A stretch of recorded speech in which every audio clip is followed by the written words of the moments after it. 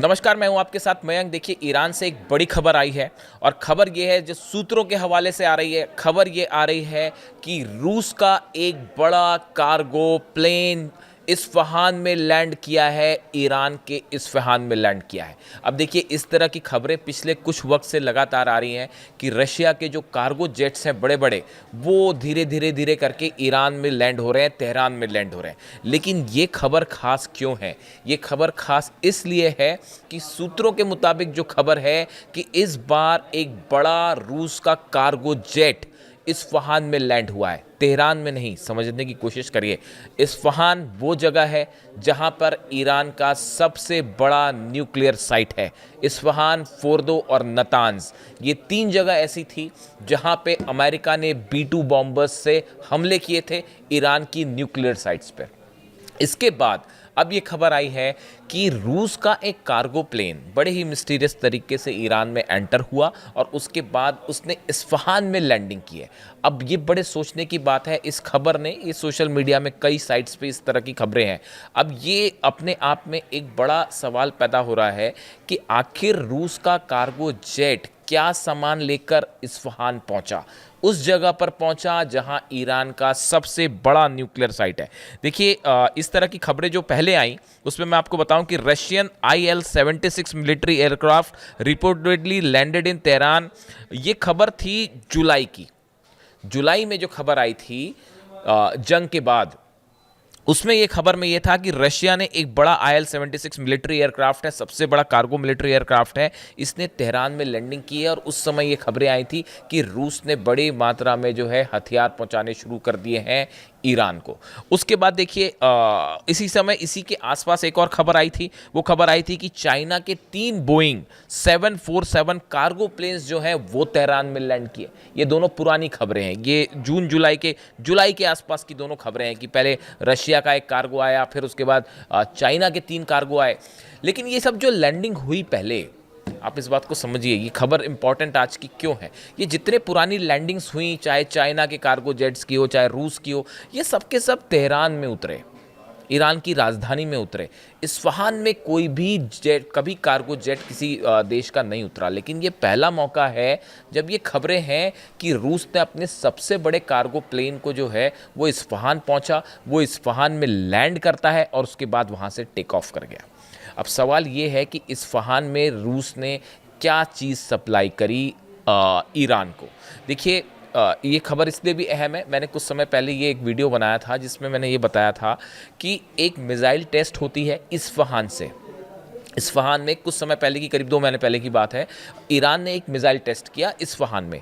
जैसे ही ये missile test हुआ, उसके बाद जितने डिफेंस लाइन हैं, डिफेंस एक्सपर्ट्स हैं, डिफेंस एजेंसीज जो ट्रैक करती हैं, उनके सबके कान खड़े हो गए। क्योंकि ये जो मिसाइल ईरान ने टेस्ट की थी, ये वो मिसाइल थी जो रूस के S-400 डिफेंस सिस्टम में यूज़ होती है।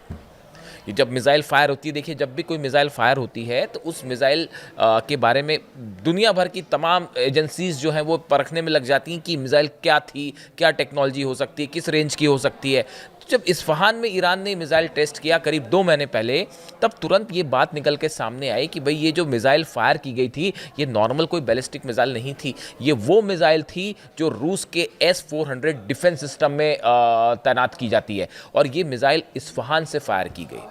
इसका मतलब ये निकाला गया कि क्या इस्फहान के आसपास रूस ने का दिया हुआ S-400 सिस्टम, देखिए इसमें कई दावे इस तरह के हो रहे हैं कि रूस ने जो है S-400 सिस्टम दे दिया है, और ये उसका पहला सबूत था जो ईरान ने टेस्ट फायर करा मिसाइल, और वो ये बताया गया कि वो S-400 की मिसाइल है। इस बात का सबूत था कि रूस ने जो है वो S-400 दे दिया है ईरान को। बात नंबर 1। और बात नंबर 2, ये भी बात सामने आई कि ईरान ने अपना मिसाइल डिफेंस सिस्टम जो है इस्फहान के आसपास तैनात भी कर दिया है, और उसीलिए उसको टेस्ट भी किया गया। अब बड़े गौर करने की बात है कि ईरान ने अपने किसी परमाणु साइट के आसपास अगर मिसाइल डिफेंस सिस्टम लगाया है तो उसकी कोई बड़ी वजह तो होगी, बात नंबर 1। बात नंबर 2, रूस का कार्गो प्लेन सीधा इस्फहान लैंड करता है। देखिए, रूस और ईरान के बीच बड़े स्तर पर न्यूक्लियर कोऑपरेशन चल रहा है, और बताया गया, जैसी खबरें पिछले महीने थी, कि ईरान के करीब 30 न्यूक्लियर साइंटिस्ट, बड़े साइंटिस्ट जो हैं, उन्होंने रूस का दौरा किया और रूस के साइंटिस्ट के साथ उनकी बड़ी बैठक भी हुई। इस तरह की खबरें भी थी। और न्यूक्लियर प्रोग्राम को लेकर लगातार जो प्रेशर है ईरान का, उसी बीच में बड़ा ऐलान करते हुए पुतिन ने 2-3 बातें कही थी। हाल ही में एक तो 8 नए न्यूक्लियर रिएक्टर्स बनाने का ऐलान कर दिया रूस ने कि ईरान में हम 8 न्यूक्लियर रिएक्टर लगाएंगे। अमेरिका, इजराइल और यूरोप कह रहा है कि इनकी परमाणु एक्टिविटी पर बैन करिए ईरान की, और पुतिन ने वहाँ से कह दिया हम 8 न्यूक्लियर रिएक्टर्स अब और लगाने जा रहे हैं। बात नंबर 1, रूस खड़े हो गए ईरान के साथ मजबूती से न्यूक्लियर प्रोग्राम पे। मिलिट्रीली तो आप खड़े ही हैं साथ में। दूसरा जो बुशर प्लांट है, वो बुशर प्लांट जो है रूस की मदद से चलता है ईरान में, जो कि न्यूक्लियर प्लांट है, और वहाँ पे बड़ी संख्या में रशियन साइंटिस्ट भी मौजूद हैं। इसीलिए बुशर पर अमेरिका ने हमला करने की हिम्मत नहीं की। हमले कहाँ हुए? नातांज में हुए, फोर्दो में हुए, इस्फहान में हुए, लेकिन बुशर में हमले नहीं हुए, क्योंकि वहाँ पे रूस के साइंटिस्ट भी मौजूद हैं, और वहाँ हमला होता तो रूस वर्सेस अमेरिका सीधा जंग हो सकती थी, इसलिए वहाँ हमले नहीं हुए। अब देखिए, ये जो कार्गो जेट पहुंचा है, इसके बारे में 2-3 कयास लगाए जा रहे हैं। पहला कयास तो ये लगाया जा रहा है कि जो ईरान और बड़ा समझौता ईरान और रूस के बीच न्यूक्लियर प्रोग्राम रिएक्टर्स को लेकर हुआ है, क्या रूस ने कुछ ऐसा सामान पहुंचाया है ईरान जो कि इस न्यूक्लियर प्रोजेक्ट से रिलेटेड है? कई बार ये कहा जाता है सेंट्रीफ्यूजेस एक मशीन होती है जो कि न्यूक्लियर एनरिचमेंट के लिए बड़ी ज़रूरी होती है, और एटम बम बनाने में भी सबसे इम्पॉर्टेंट पार्ट होता है। अगर मैं सरल शब्दों में कहूँ, हम टेक्निकलिटी में नहीं जा रहे, तो वो सेंट्रीफ्यूजेस प्रोवाइड करने में ईरान को क्या कोई मदद मिल रही है रूस की तरफ से? ये एक बड़ा सवाल है। इसके अलावा देखिए, बड़े सारे कंपोनेंट ऐसे हैं इस्फहान में जो कि हमले में तबाह हुए, डिस्ट्रॉय हुए। जब हमले हुए B-2 बॉम्बर से, तो उस परमाणु साइट को नुकसान पहुंचा, कई सारी चीज़ें वहाँ पे जो है क्षतिग्रस्त हुई। हालांकि ये बताया जाता है कि ईरान का जो एनरिच यूरेनियम है वो कहाँ है, वो कोई नहीं जानता। वो बड़ी साधारण सी बात है कि वो सेफ़ है, सुरक्षित है। इसीलिए बार बार वेस्ट को चिंता हो रही है, अमेरिका को चिंता हो रही है, इजराइल को चिंता हो रही है। तो वो न्यूक्लियर एनरिच्ड यूरेनियम है, वो तो सुरक्षित है।